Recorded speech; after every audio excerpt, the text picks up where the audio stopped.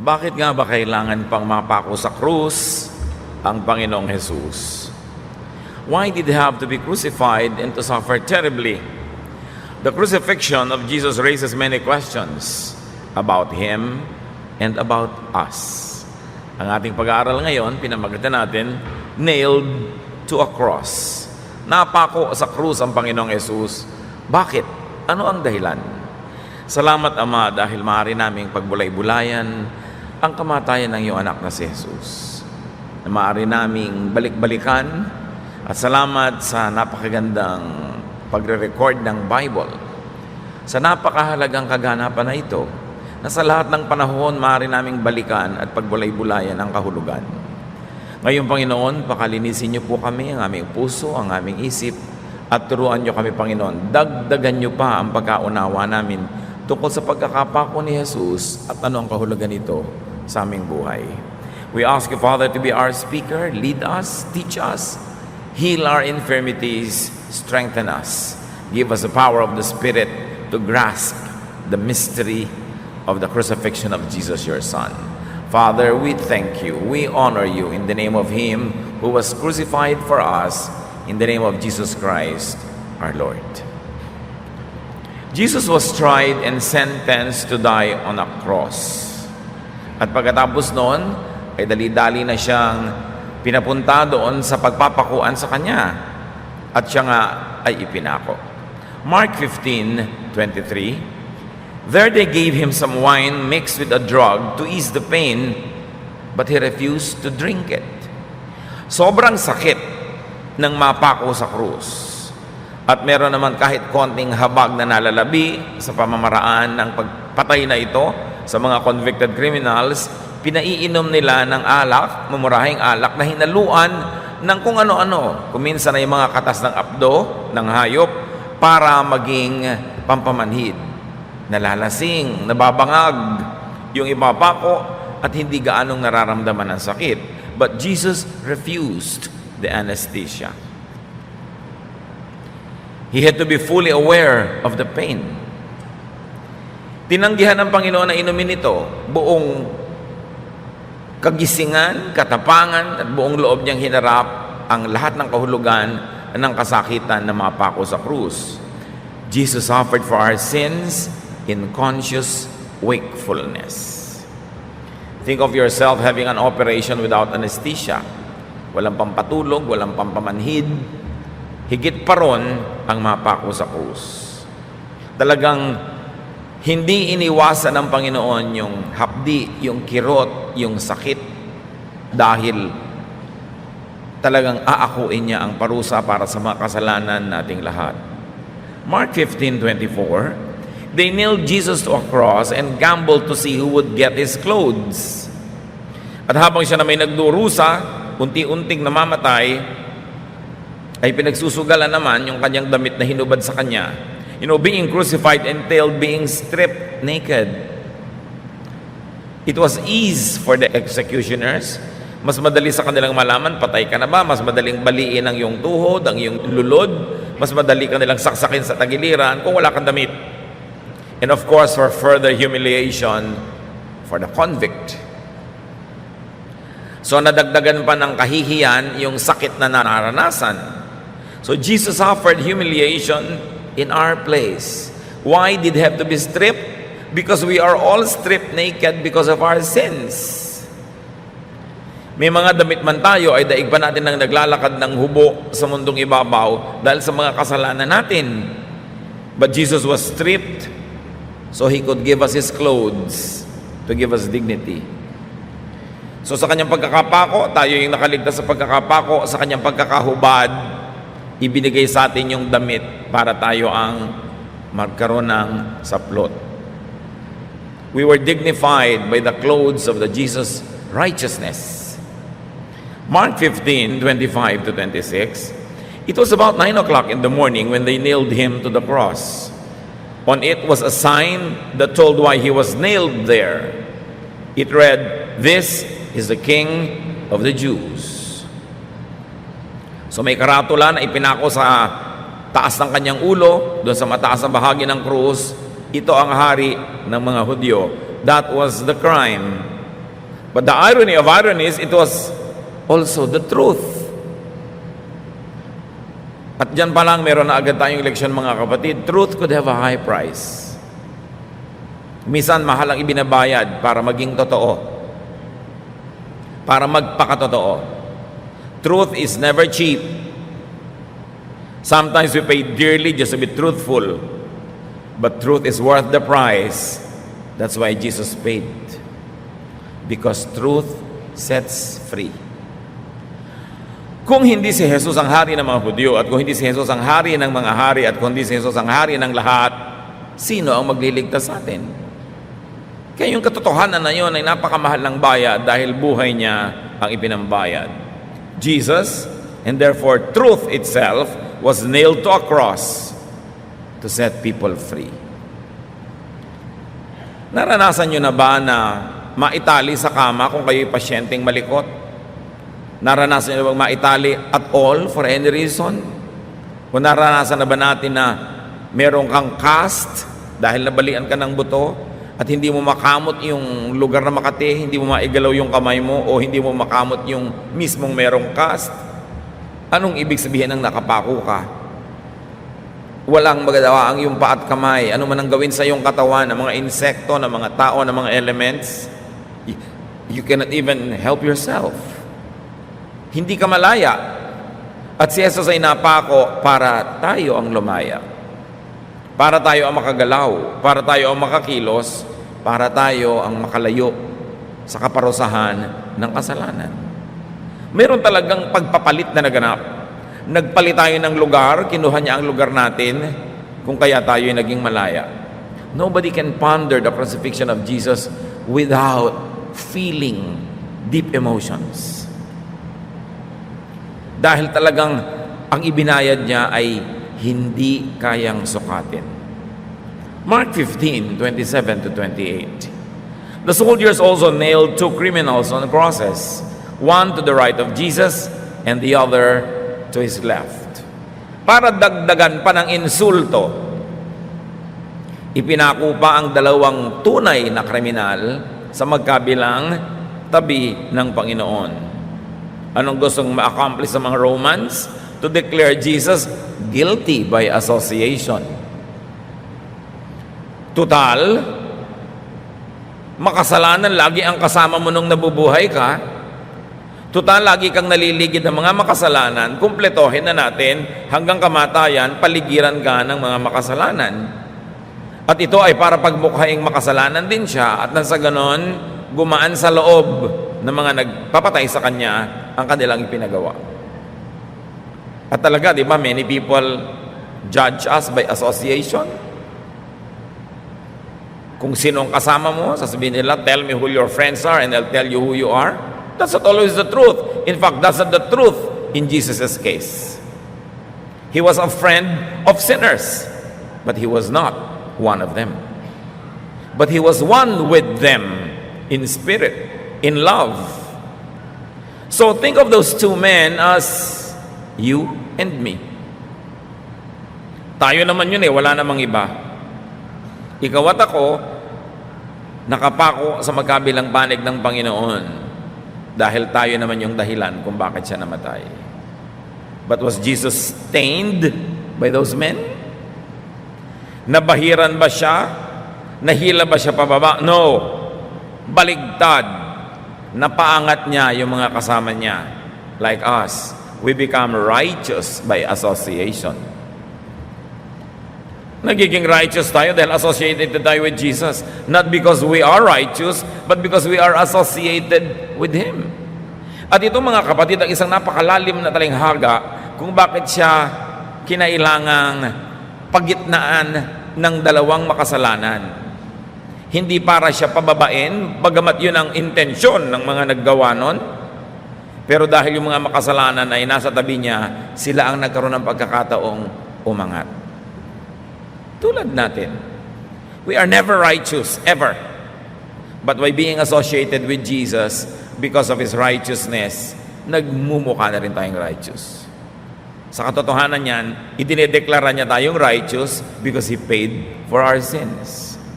Kaya napakalaking kasalanan na maging self-righteous, Because nobody is righteous by himself or by herself. Hindi ka pwedeng maging mapagmataas, mayabang na ikaw ay banal, ikaw ay tama, iba ay mali. Kasi kaya ka lang naman natama, hinugasan ka ng dugo ni Jesus. At sa pagtanaw mo ng walang hanggang utang na loob sa kanyang kabutihan, di ka dapat kailanman magyabang. At hindi mo dapat maliitin yung mga inaakala mo'y makasalanan o kaya ay mali at ikaw lang yung tama. Dahil napatama ka lang benepisyo mo lang yun na hindi mo naman deserved. We are righteous because of Jesus' righteousness. So hindi nila napadumi si Jesus by association. In fact, those two men were dignified by Jesus. We are dignified by Jesus because Jesus lifts us up. Isaiah 53:5, He was wounded and crushed because of our sins. By taking our punishment, He made us completely well. Daang taon bago naganap yung crucifixion, inihayag na ni Isaiah ang kahulugan nun. Sinugatan siya, dinurog dahil sa ating mga kasalanan, at sa pamamagitan ng pag-ako niya ng ating mga kaparusahan, pinagaling niya tayo ng ganap. An exchange happened when Jesus was nailed on the cross. And we are the beneficiaries of that exchange. Mark 15:29-32. People who passed by said terrible things about Jesus. They shook their heads and shouted, "Ha! So you're the one who claimed you could tear down the temple and build it again in 3 days. Save yourself and come down from that cross." The chief priests and the teachers of the law of Moses also made fun of Jesus. They said to each other, "He saved others, but he can't save himself. If he is the Messiah, the King of Israel, let him come down from the cross. Then we will see and believe." The two criminals also said cruel things to Jesus. Yung pinaggawan ng crucifixion was by a roadside. Kuminsan na sobrang dramatize sa art, nasa ibabaw ng burol para may mga ulap-ulap sa likod. That is an artistic representation. But a more believable and practical presentation of the crucifixion was by the road. Merong hill sa likod called Golgotha, Korteng Skull. But the crucifixion did not happen at the top of that hill. It was at the foot of that hill. Why? So that every passerby will see Jesus suffering. At kitang-kita nga nila, kaya nga nilibak-libak nila. Kung nasa ibabaw ng mataas ng burol, paano naman nila madidinig yung mga sinabi ni Jesus to be recorded in Scripture? At paano naman nila mapagwiwikaan ang mga kantsaw nila at mga paronggit kung ganun kataas at kalayo? It was really near the audience as it was meant to be. Everyone had a bad word to say about Jesus.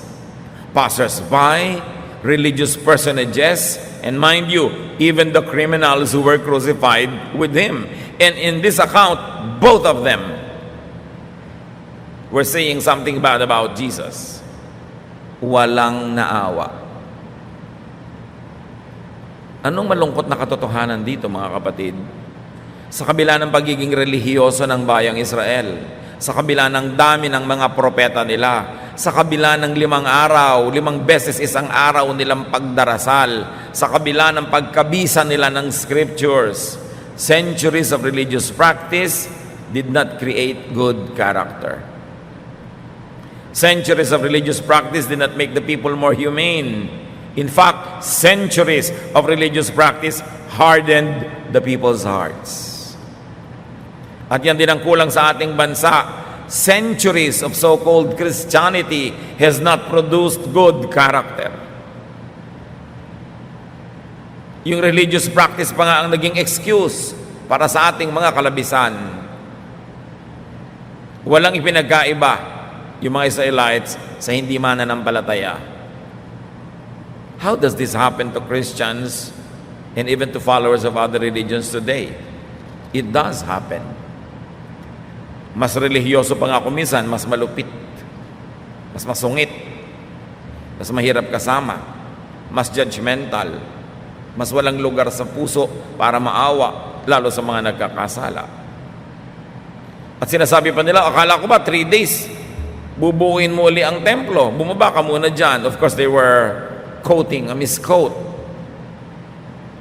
Misquoted na nga si Jesus sa trial, kinoquote pa nila yung misquote. At sabi nila, He saved others. True. But why don't they remember the truth that He saved others? Now, they are using it negatively.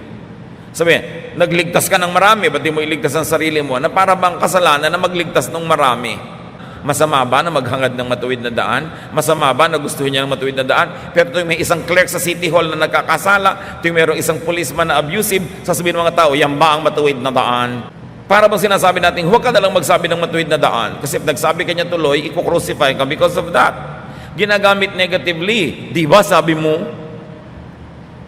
Ganon din tayo sa kapwa natin, di ba? Pag sinabing hindi kita papabayaan, tapos biglang eto hindi ka ngayon maalagaan dahil may kulang talaga siya. Sabi mo, di ba? Sabi mo, hindi mo ako pababayaan. Bakit natin pinaparusahan yung mga tao na nagsasabi ng mabuti at may intensyong gumawa ng mabuti, lalo sa mga panahon na kinakapos sila, buti nga may intensyon kaysa wala. Ngayon, minamasama ng mga tao yung sabi niya, siya ay nagpagaling ng mga tao. Ba't hindi niya mapagaling ang sarili niya? Ba't hindi niya ngayon matulungan ang sarili niya? Na parang krimen yung ginawa ni Jesus noon na tumulong sa iba. Those types of people could be us. Pwede nating ipako ang isang tao sa nasabi niya na mabuti noon at ngayong kinakapos siya, yun ang lagi nating uungkatin at pwede nating laging isumbat sa kanya. Na parang gusto na tutuloy magsisi, bakit nga ba nakapagsabi pa ako ng maganda? Bakit nga ba nakapangako pa ako na gagawa ako ng mabuti? Ngayong kinakapos ako, ayun ngayon ang isinusumbat sa akin. This history keeps repeating. Kaya magandang balik-balikan. Ang mahalaga, lumabas ka sa kwento at tingnan mo ang sarili mo na nasa loob ng kwento na yon. Luke 23:27, a parallel account with additional details. A large crowd was following Jesus, and in the crowd a lot of women were crying and weeping for Him. Meron naman na hindi katulad ng mga taga-Jerusalem.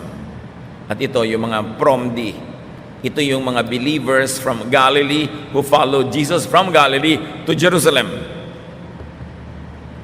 Parang kumbaga ang layo niya ay halos Pangasinan, mga taga ron sila. Tapos nagpuntahan sa Maynila, sumunod kay Jesus sa capital city. At sila yung susunod-sunod, nananangis, umiiyak, dahil kilala nila si Jesus. Si Jesus naman kasi hindi naman talaga masyadong kilala sa Jerusalem.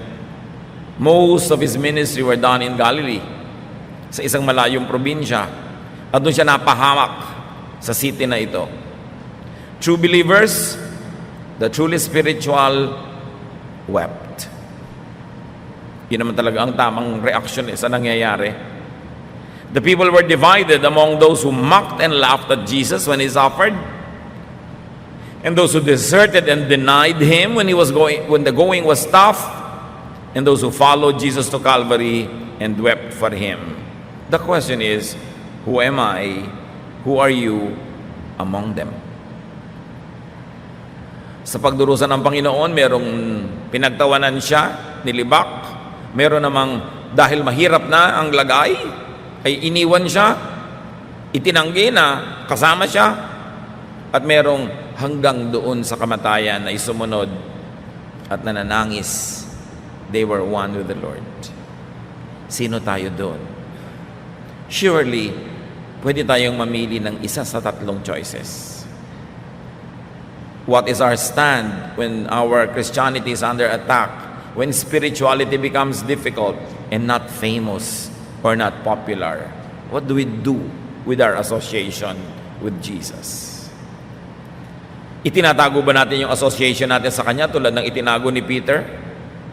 O thick and thin, difficulty or glory, nandun pa rin tayo at malinaw na mananalig tayo kay Jesus? Kaya magandang suriin ang kasaysayan kasi nandun tayo sa loob nun. Luke 23:28-31. Jesus turned to the women and said, "Women of Jerusalem, don't cry for me. cry for yourselves and for your children. Someday people will say women who never had children are really fortunate. At the time, everyone will say to the mountains, fall on us. They will say to the hills, hide us. If this can happen when the wood is green, what do you think will happen when it is dry? Isang matalinghagang pangungusap mula sa Panginoon tungkol sa isang paghihirap na darating pa. Maaring a time of judgment. When the reverse of what is considered to be good is more desirable. Like childlessness is better. Being buried is better. What could be worse than those? It could be judgment that the Lord was talking about. Kaya sinasabi niya, huwag niyo akong tangisan. Ang tangisan niyo ay inyong mga sarili at ang inyong mga anak. Dahil nabubuhay ang mundo sa kadiliman. At pag dumating ang liwanag, ang kadiliman na ito ay matutupok. Iyakan ninyo ang inyong mga sariling kalagayan. Imagine that Jesus was on the cross, the worst experience that a human being could experience, at least as far as the time in human memory is concerned. Pero sabi niya, mas magaan ang kalagayan ko kaysa kalagayan ninyo. Maahawag kayo sa inyong mga sarili. Yun ang kalagayan ng tao pag ang tao ay nabubuhay sa kadiliman, pag ang tao ay nasa kasalanan dahil may darating na napakahirap na paghuhukom. The women then were believers of Jesus, but he said, weep for yourselves. Therefore, the women now are symbols of Israel. Kaya sabi niya, women of Jerusalem, though these women were from Galilee actually. Because Jerusalem was the center, it was the symbol of the Jewish civilization. Weep for yourselves. The nation is lost. The people are lost. And your situation is more difficult than mine at the moment. Luke 23:34-35, Jesus said, Father, forgive these people. They don't know what they're doing. Habang nagdurusa, ang Panginoon pa ang humingi ng tawad para sa mga nagpapasakit sa Kanya. You see? This is the only correct and righteous way to react to people's sinfulness and cruelty and errors. To realize that they are spiritually blind. Hindi mo lang pwedeng sabihin na masama ang taong yon. Nagsasabihin mo, nabubulagan siya, nadidiliman. Ginawan ko na ng mabuti, masama pa ang ginawa sa akin. The normal reaction is magagalit tayo. Pero para bang naisip mong ganun kadilim ang isip niya na hindi niya makita ang katwiran. Ganun kalala ang talab sa kanya ni Satanas na akala niya tama ang mali. People lack the necessary enlightenment. Wala silang kaliwanagan. Kaya ang dilim, akala nila'y liwanag. Dahil nauunawa ni Jesus ang kakulangan na yon. Ang kahabag-habag na kalagayan ng tao na binulag ng kasalanan at binulag ng religious fervor and blindness, inihingi pa niya ng tawad sa Ama. Sa palagay niyo, pinatawad? Si Jesus ang humihingi ng tawad. Si Jesus ay nagbabayad para yung paghingi niya ng tawad ay hindi naman libre, may bayad. Grabe ang pagmamahal. Para ihingi mo ng tawad sa Diyos ang gumagawa ng mali sa inyo. Anong kadalasang sinasabi natin? Napahamak siya. Nagkasakit sana siya. Malasin sana siya. Or kung banal at nagbabanal-banalan, ipinasa Diyos ko na siya. Anong ibig sabihin nun? Sa Diyos ko pinapa-judge. Actually, judgment pa rin ang gusto mo, di ba? Kaya lang ipinapasa Diyos mo para hindi ka masisi. Pero, hiningi mo ba ng tawad, Lord, patawarin niyo po ang biyanan ko na nagpapahirap sa buhay ko. Patawarin niyo po ang manugang ko. Patawarin niyo yung kapitbahay ko. Patawarin niyo yung pumatay sa anak ko. Patawarin niyo yung sumunog ng bahay ko. Patawarin niyo yung kaibigan kong nangagaw ng nobyo ko. Sinasabi ba natin yon? Kaya pag sinabi mong ipinapasa Diyos ko na, ang ibig sabihin, Diyos na bahala magparusa sa kanya. Pero si Jesus, inihingi niya ng tawad. At binayaran niya yung kasalanan ng mga gumagawa noon sa kanya at lahat ng kasalanan nating lahat. Anong kahulugan? The world has not stained Jesus. Hindi na bahiran, hindi na rumihan, hindi na mantsahan, hindi na lamatan sa kabila ng lahat. Nanaig, nagtagumpay ang anak ng Diyos. Ang tunay na pananagumpay ay pananatiling maka-Diyos sa kabila ng lahat. Luke 23:39-43. Another detail added by Luke. One of the criminals hanging there also insulted Jesus by saying, "Aren't you the Messiah? Save yourself and save us." But the other criminal told the first one off, "Don't you fear God? Aren't you getting the same punishment as this man? We got what was coming to us, but he didn't do anything wrong." Then he said to Jesus, "Remember me when you come into your power." Jesus replied, "I promise that today you will be with me in paradise." Tanong siguro ng iba, akala ko ba kanina pareho silang may masamang sinasabi? Ba't itong isang ngayon biglang tama ang sinasabi? Well, hindi na ba niya pwedeng baguhin ang isip niya? Take both as biblical and take both as correct and believable and reliable. But time lapsed. Time passed. One of the criminals asked Jesus to remember him. Could he have had the last-minute conversion? Sa Mark, kasama siyang nanglilibak. Sa Luke, nagbagong loob na siya. Merong magandang mensahe dito, mga kapatid. Everyone could change his mind. Everyone could convert. Everyone could see the light. At hindi ba? Marami sa atin ngayon na nananalig, taimtim magbasa ng Biblia at faithful magpunta sa church, dati mga kontrabida. Kontrabida siguro kung sino man yung nagdadala sa atin sa Panginoon, kay asawa nyo yan, o anak nyo, o magulang, o kaibigan. Ikaw yung tuligsa ng tuligsa. But you change your mind. Congratulations. Napakaganda nitong istorya nitong lalaking ito na ngayon, biglang nagpapaalala na kay Jesus. Sabi niya, "Remember me when you come into your kingly power." And Jesus made the promise, "This day, today, isasama kita sa paraiso."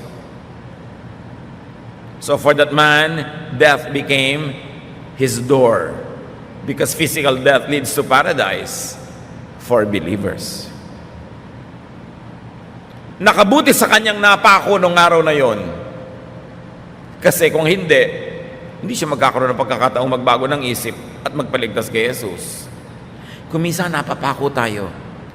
Kuminsan dumadaan tayo sa hirap, nakakasakit. Kuminsan nalulugi. Kuminsan iniiwan tayo ng ating mahal sa buhay na pagtataksilan. Kuminsan dinadalaw tayo ng mga dilubyo, hirap. Pero dun sa oras na yun tayo napapalapit kay Jesus. Ipagpasalamat yung mga ganong oras. Tulad ng lalaking itong napako, buti na lang kung hindi siya napako dun, mapapalapit ba siya kay Jesus? Kaya tayo mga kapatid, meron din kanya-kanya mga pagkakapako. Pero ilayo nyo ang pananaw, huwag masyadong malapit, kasi pag malapit ang tingin mo, ang konti nang nakikita. When you're too close to the table, you don't see the table. You've got to be far enough to see it in its entirety. Dumadaan ang mga paghirap, kuminsan ang mga pagsubok, ang mga sakit, kabiguan, dahil dun tayo nalalapit kay Jesus. Ipagpasalamat. At samantalahin, dahil wala ka ng kakaya-kaya, wala ka ng kalaban-laban, wala ka ng magawa, wala ka ng choice, napapalapit ka sa Panginoon, pues lumapit. At then, titignan mo yun ngayon, salamat na lang nangyari sa akin yun. Kung hindi ako nabigo nun, hindi siguro ako makikinig ng isang mensahe. Kung hindi ako naiinip doon at hindi makatulog, siguro hindi ko mababasa yung Biblia. Kung hindi pa ako nagkasakit, hindi ako madadalaw nang nagsalita sa akin tungkol sa Panginoon. Things like that. May plano ang Diyos para sa atin. Pero kailangan mag-cooperate tayo sa plano na yon. So, it was paradise that was promised to him. Maybe it is a place or a state of consciousness beyond the limitations of the body. But what is important for you to get there? Recognize Jesus and ask Him to remember you, to take you. So if needed, change your mind. Nandito na tayo sa church because we changed our mind about Jesus, about the invitation to be here, about some things. But perhaps even then, meron pa rin tayong mga dapat gawing mga pagbabago ng isip. Kasi hindi naman tayo naging perfect when we made the decision. We are continuously being made perfect. We are a work in progress. We are changing from glory to glory. So ang tanong, ano pa kayang mga pagbabago ng isip ang dapat nating gawin para lalo pa tayong mapalapit sa Panginoon? Ano pa mga pagbabago ng pananaw, pagbabago ng mga kostumbre ang kailangan maganap para higit nating maunawa yung paraisong ipinapangako niya? May parallel pa sa kwentong ito from John 19:19-20. Pilate ordered the charge against Jesus to be written on a board and put above the cross. It read, Jesus of Nazareth, King of the Jews. The words were written in Hebrew, Latin, and Greek. It was for all to read and to know. All the more that we believe that the crucifixion happened by the roadside. Kasi sino ang makakabasa ng isinulat doon kung nasa ibabaw ng bundok at ang layo-layo? 3 languages pa, therefore maliliit na letra para magkasya lahat sa kaprasong karatula. Malapit talaga doon sa daan, sa kalsada yung crucifixion for all to even read what was written there. Very, very probably not on the top of the hill. John 19:20-22. The place where Jesus was taken wasn't far from the city, and many of the Jewish people read the charge against him. So the chief priest went to Pilate and said, "Why did you write that he is the king of the Jews? You should have written, he claimed to be king of the Jews." But Pilate told them, "What is written will not be changed." Kita niyo mga kapatid, of all people, the Roman governor served as prophet. Sa bibig pa niya lumabas yung katotohanan tungkol kay Jesus. Truth could come out of the mouth of Pilate or a donkey or unlikely spokespersons. Dapat laging bukas ang tainga natin. Hindi lahat ng katotohanan ang gagaling sa mga religious leaders. Maraming katotohanan sa Biblia nang galing pa nga sa bibig ng hayop, sa bibig ng mga bata, sa bibig ng mga makasalanan, at ngayon sa bibig ni Pilate. Lagi ka dapat alert dahil maraming pinagdaraanan ng katotohanan para makarating sa atin. John 19:23-24. After the soldiers had nailed Jesus to the cross, they divided up his clothes into 4 parts, another parallel account, one for each of them. But his outer garment was made from a single piece of cloth, and it did not have any seams. The soldiers said to each other, "Let's not rip it apart. We will gamble to see who gets it." This happened so that the scriptures would come true, which say, "They divided up my clothes and gambled for my garments." The soldiers then did what they had decided. So pinagsugalan ang damit ng Panginoon, which by itself is another message. Yung mga layer-layer ng suot niya, yung outer garment niya na walang tahi, walang sulse, one piece of cloth. It was a seamless one-piece cloth, similar to what pilgrims wear even in India, and the pilgrims that go to Mecca. Yung walang tahi, kaya nakapulupot lang sa kanila yung mga telang ito. Matanda ang pinagmulan ng kaugalian nung ganun mga kasuotan. John 19:25-27. Jesus' mother stood beside the cross with her sister and Mary, the wife of Clopas. Mary Magdalene was standing there too. When Jesus saw his mother and his favorite disciple with her, he said to his mother, "This man is now your son." Then he said to the disciple, "She is now your mother." From then on, the disciple took her into his own home. Nabanggit ang kapatid ni Maria, na nanay ng Panginoon. So may tatlong Maria noon. Si Maria na asawa ni Clopas, si Maria Magdalena at Mariang ina, plus other women. So many people were there. Very especially John, the beloved disciple, was there. And no wonder he was the Lord's favorite. He was there at the foot of the cross during those crucifixion. Ibig sabihin talagang malapit ang kanyang loob, while the other disciples were looking from afar, safely distant.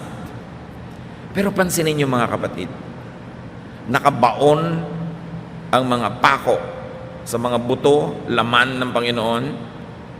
Inaapoy siya ng lagnat, which is going to happen when you have this kind of infection and dislocation of your joints. Nahihirapan siyang huminga dahil nakalaylay ang kanyang katawan, hila-hila lang ng kanyang dalawang brasong nakapako, kaya ang kanyang mga baga ay napipisa ng bigat ng kanyang katawan. Mahirap huminga. May mga sugat pa siya sa ulo at sa buong katawan, binugbog pa siya, hinampas pa siya the night before and that same morning also. Nagbuhat pa siya ng krus, walang tulog magdamag mula nung Lord's Supper. You can imagine the suffering that Jesus was going through, and at the same time, He was securing Mary, the mother. Ibinibili niya kay John, the most beloved disciple, o ngayon, ituring mo na siyang nanay mo. At sabi niya kay Mary, wala ngayon, ituring niyo na siyang inyong anak. Why? Because Jesus was the firstborn, siya ang panganay, at tungkulin niyang alagaan ang kanyang ina, at ngayong mamamatay siyang hindi na niya magagawa yon, at least on earthly dimensions, inayos niya na mapalagay sa mabuti ang matanda, at pati naman si John na walang ina, nagkaroon tuloy ng ina. Nagdurusa, nag-aagaw buhay, iniisip pa rin ang kapakanan ng iba. And if Jesus would do this to Mary, the mother, the least that we can do, believers of Jesus, is to respect Mary and to respect her memory. We are to honor her. All generations will call her blessed. Hindi ko maintindihan yung maraming born-again Christian na walang ginawa kundi pagtawanan, libakin at baliwalain si Mary. Mary is important. The mother of Jesus on earth was very important and Jesus loved her. So should we. But of course, worship belongs only to God. And we should pray only to God in the name of Jesus. Pero hindi natin dapat binabaliwala ang alaala ng napakahalagang babaeng ito. Hindi ko man nagba-Bible study ka, nagba-Bible ka, born-again Christian ka, magiging lapastangan ka kay Mary. We should not do that. Pero may isa pang lesson para sa atin mga kapatid. Value your family. Sila ang nandyan hanggang huling sandali. Kung yung family mo man, biological family, o nilikha mo because of your close relationship with them, yun ang pamilya mo, value your family. So why did Jesus have to be crucified? Yan ang tanong natin sa simula. Why did they have to suffer terribly? Jesus had to be crucified and to suffer so He could be at Calvary with the two criminals. So He could be at Calvary with us and take us to paradise. Take to paradise those who would believe and ask Him. Kung nanatili si Jesus sa langit, hindi bumaba sa lupa at hindi nagpunta sa Kalbaryo, paano tayo magkakaroon ng contact sa Kanya? He made heaven accessible. Not by asking us to climb to heaven on our own because we could not. Even there are the 10 commandments. Lalong humirap, lumapit sa Diyos, hindi dumali. Hindi tayo inutusan ng Panginoong akyatin ang langit dahil hindi natin kaya, bumaba ang kanyang anak. Na siya namang dapat natin gawin. Bumaba tayo sa mga tao kung saan sila naroon, kung paano nila mauunawaan ang salita ng Diyos, kung paano natin maipapaliwanag in their terms, in their area, in their language, we should do it. Hindi yung pipilitin natin sila ang magkandahirap umakyat para tayo marating. Hindi ganun ang halimbawa ng Panginoon. Siya ang lumapit. Jesus had to be crucified. He had to be at Calvary to be stripped so He could clothe us. Bakit kinailangan siyang mahubdan? Para tayo madamitan. Jesus had to be nailed to set us free. It was an exchange. Jesus had to be crucified to bring us to God, because we are nailed on the cross. Ang totoo niyan, mula nung nagkasala tayo, napako na tayo sa krus. So si Jesus na malaya, nagpapako para tayo mapatayo, mapalayo, mapababa sa krus, at makakyat sa langit. Romans 3:24-26. But God treats us much better than we deserve.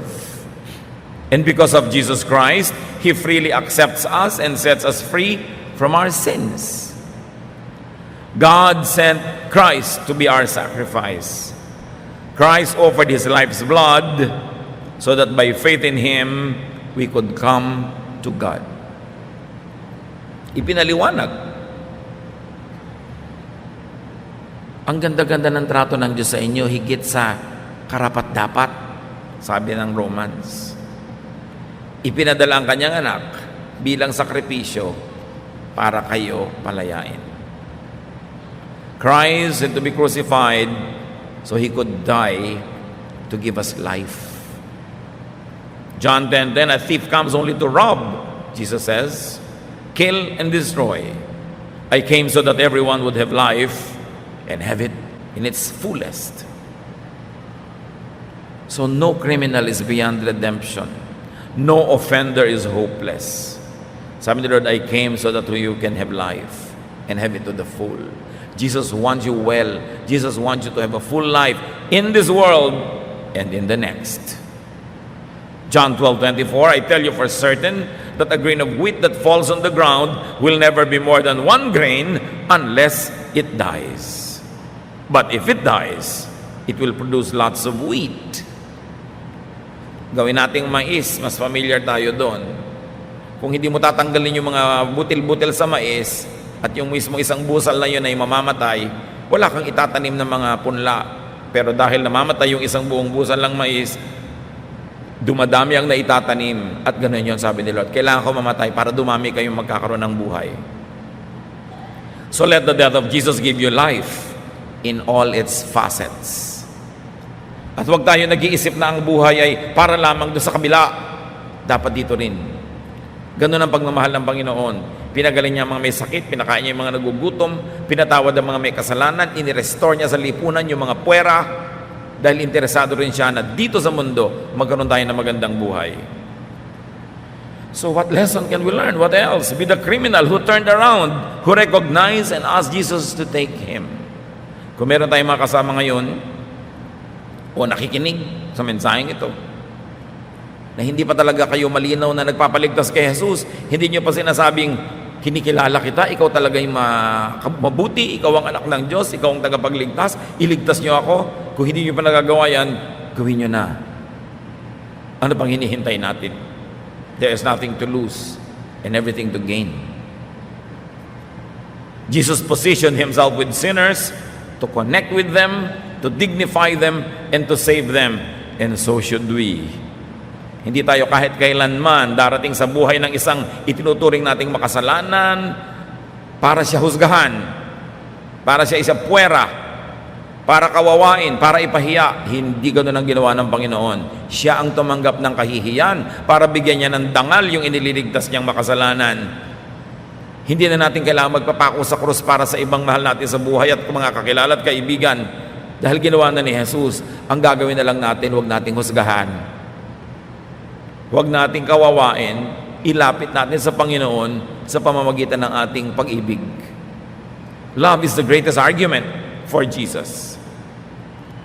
So talk with Jesus. Ask Jesus to take you to paradise with Him in the next life. And if you have done that already, ask Him to take you to paradise now, here. Because Jesus also cares for this side of eternity. Have the kingdom of God within you now.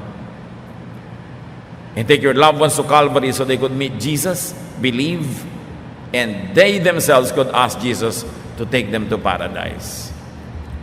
Huwag na tayong malungkot dahil sa kamatayan ng Panginoon. Salamat naman at lumipas na yon. at salamat naman na buhay siya muli, malungkot na lang tayo para sa ating mga sarili kung hindi pa tayo nakikinabang sa kamatayan na yon, at malungkot tayo para sa mga kilala at mahal natin sa buhay. Sabi niya, "Women of Jerusalem, do not weep for me. Weep for yourselves and weep for Jerusalem."